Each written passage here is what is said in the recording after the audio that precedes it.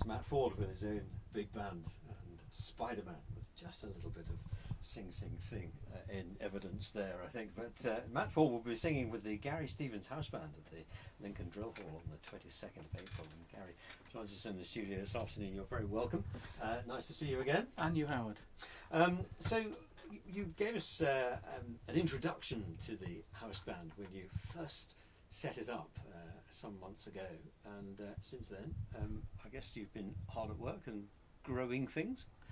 Hard at work, yeah, although to be honest I've been enjoying the fruits of retirement, if I'm truthful. And I've been doing lots of lists that my wife leads me to do, and now I'm retired. But as far as the music side of things goes, yeah, I've been looking at different venues, and I decided the next one for me was the Drill Hall, as I've worked there quite a lot. And hopefully Matt's been there as well with the Royal Air Force Swing Wing, and we've got a following hopefully that we can pick up on for an audience. It's very difficult nowadays with a new band that hasn't got a name apart from Matt as the front man to actually pick up an audience. But we're doing really well. We're very pleased. Well, you've worked with Matt quite a bit over the years, haven't you? Yes, yeah. He's a brilliant singer, and he can turn his hand to nearly anything. I mean, recently he's been out and he's been working with the Tippett Quartet, which is down at the Pizza Express down in London, and he's been doing all Sinatra stuff. Absolutely beautiful. There's some of it actually on the online that you can look at. But he's been doing that. He's just come off a tour with the Ulster Orchestra, where he's been doing Bond and all the Bond themes. And I think just after a couple of days after he's been working with me, he's down in London and he's going to do Sinatra. So he's a very, very busy man. Excellent. Well, you're very fortunate to have him. We're fortunate for you to have got him to come and sing at the Drill Hall with your band on the 22nd of April.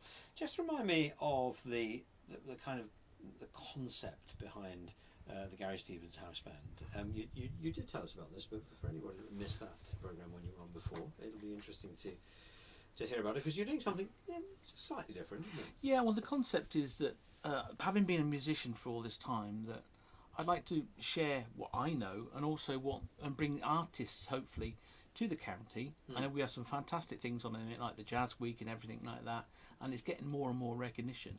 But I'd like to feature artists with my band and bring also different players in to suit that artist, which every time we do it. This is the second time with Matt, but hopefully I want to move on to other artists as well and make it something different. Hopefully, it's not a business as such. It's something I'm doing because I would like to do it, and I'm lucky enough to be in that position. I consider myself very lucky to be in that position. And I suppose for the members of the band, you're giving them a fair bit of variety. Quite often, if there's particularly with professional bands, they've got their own style and they've got their repertoire that they do, and that's what people come to expect. But because of the way you've gone about this with different soloists joining you for different concerts, I imagine there's a wide spread of style and interest there, isn't there? Yes, I mean the players we've got with them, starting with the pianist, he is a formidable guy. He's got his reputation is unbelievable. I mean, he started his career working in pubs, and then he went through and he was appearances with the BBC Jazz Club. I don't know if you can remember that going back, where session musicians got together for the BBC and they had the Jazz Club. And he's worked there, and he's worked with famous people like Bob Brookmeyer, Clark Terry, Zoot Sims, and he'd also worked with Chet Baker. So his reputation and his skills are in the jazz world are unbelievable.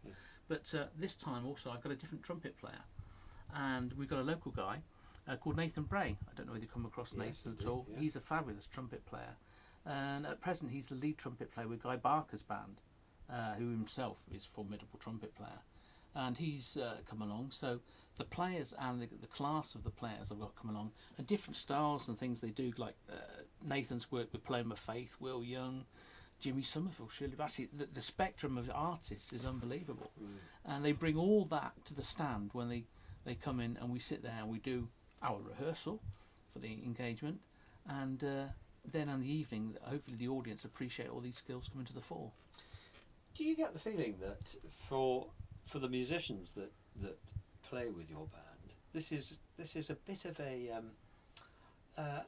a chance to shed some of the you know, the strictures and the shackles. They can just come along and enjoy something different and well, have a hopefully bit so. of fun, you know. Yeah, hopefully so. That's the way I want to look at it. Yeah. Rather, I mean, they are, as such, as I say, professional musicians. They Of do the course. day in to day out work Yeah.